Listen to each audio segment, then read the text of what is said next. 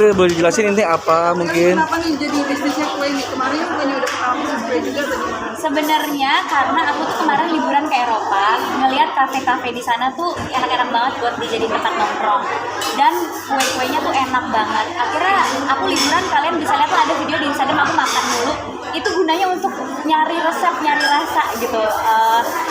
Rasa yang benar-benar pas untuk kita jual di Indonesia gitu. Dan akhirnya dengan chef yang luar biasa aku bisa nge-recreate dan memodifikasi resep yang ada di Paris, Italia untuk aku bawa ke sini roti-rotinya dan enak-enak banget.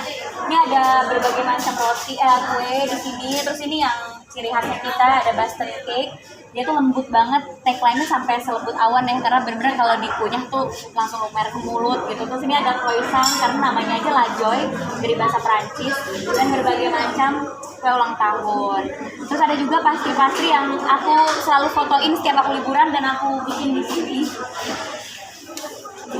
Ini kalau misalnya aku liburan ke luar negeri pasti aku suka banget sama croissant pastrinya di sini.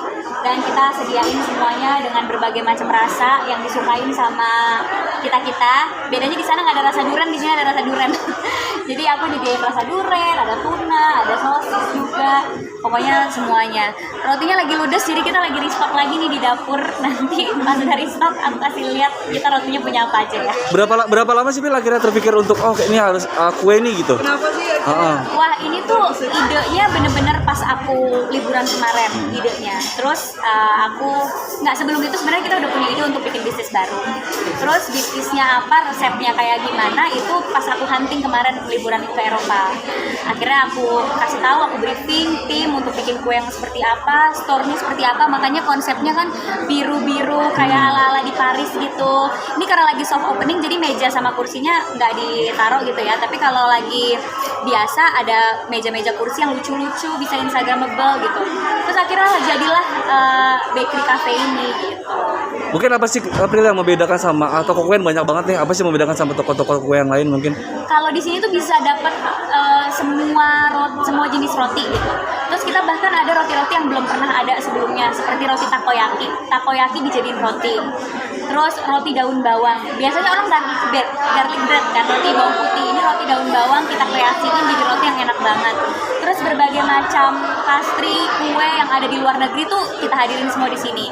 Sama kita juga menghadirkan roti dengan ukuran yang lebih kecil. Karena kan kadang cewek-cewek kayak aku mau makan roti tuh dikit-dikit nggak habis gitu. Jadi aku sediain roti yang kecil-kecil, ukurannya cuma setengah dari roti normal supaya mereka nggak kekenyangan kalau makan rotinya.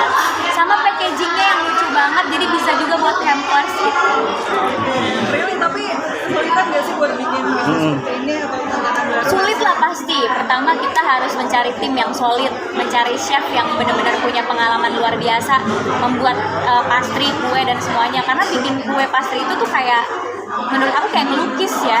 Jadi benar-benar harus orang yang benar-benar tahu banget gitu mau bikin apa gitu, dan menaruh hatinya di setiap resepnya kayak gitu. Terus juga harus punya tim yang kuat untuk mengatur operasional, untuk mengatur semuanya, ngedesain tokonya. Jadi ya pasti kalau bikin bisnis dari nol udah pasti susah sih, tapi dijalanin aja. Ikut bantu resepnya juga nggak sih atau gimana? Ikut bantu makan. Tes food kan? Tes food itu berat badan saya kayaknya naik pas tes food ya. Karena semua yang ada di sini tuh aku cobain dulu. Gak ada yang aku gak coba. Bayangin ini ada berpuluh-puluh jenis roti dan kue, aku coba satu-satu. Itu di apartemen digelar gitu, aku coba kita revisi dulu. Oh ini ada yang kemanisan, oh ini ada yang mau ditambahin bahan ini. Kebetulan kan aku juga bisa masak dan bisa bikin kue, jadi aku sedikit banyak tahu gitu. Ini kayak kebanyakan ini.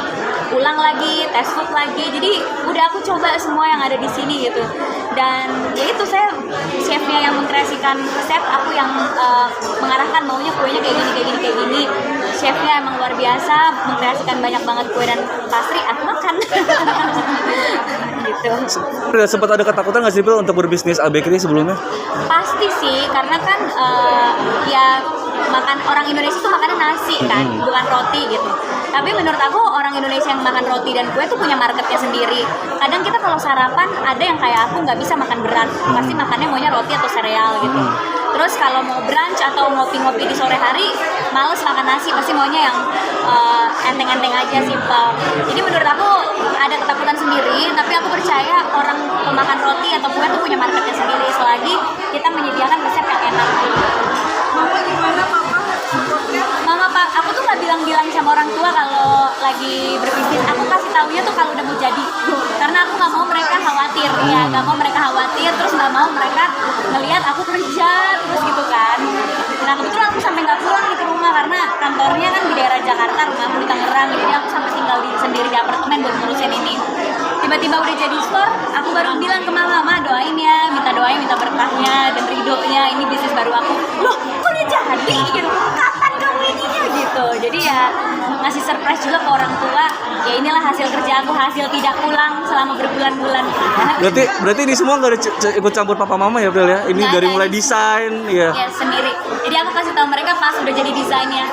Sama test food aku kirim ke rumah, cobain emang enak atau enggak. Tapi aku nggak bilang itu apa gitu. Jadi mereka cobain kayak gitu. Tapi kamu optimis dengan bisnis ini nggak sih dari kamu sendiri gimana? Optimis karena aku pencinta roti dan kue, dan menurut aku roti dan kue tuh nggak ada habisnya ya. Pasti banyak banget orang yang emang menjadikan kue itu alternatif selain makan nasi gitu. Jadi kalau emang nggak suka makan nasi pasti nyarinya kue karena sama-sama karbohidrat, sama-sama makanan yang bisa bikin kenyang.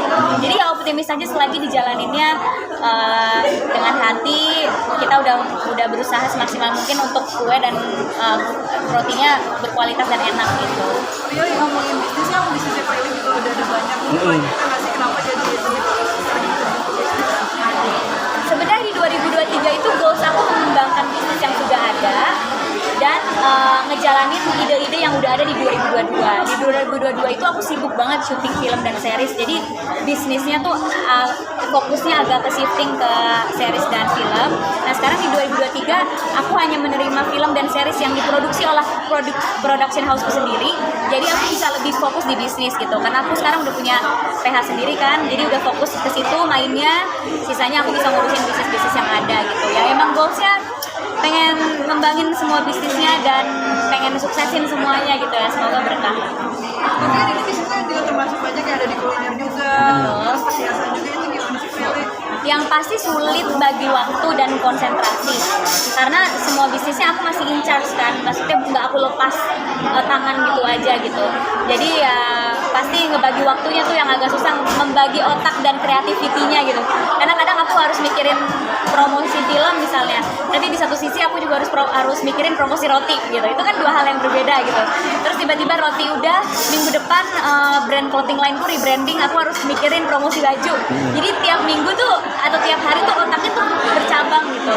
Tapi karena aku senang ngejalaninnya dan aku juga punya tim yang udah solid, jadi mereka tuh udah tahu menerjemahkan apa yang ada di isi kepala. Tapi itu lihat peluang juga nggak sih kalau bisnis kan lebih besar, karena kan ada waktunya atau mungkin seperti itu.